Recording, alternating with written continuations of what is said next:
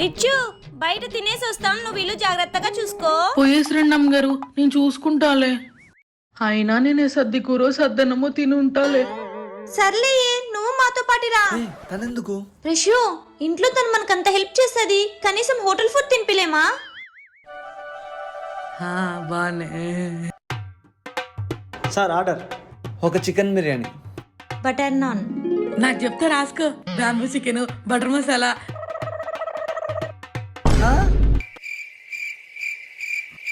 ఓ మేం పేదోళ్ళం కదా, ఇన్ని ఆర్డర్ చేయకూడదు కదా. యాదో పెరుగన్నం పెట్టండి అమ్మా, తినిపోతాం. పర్లేదులే,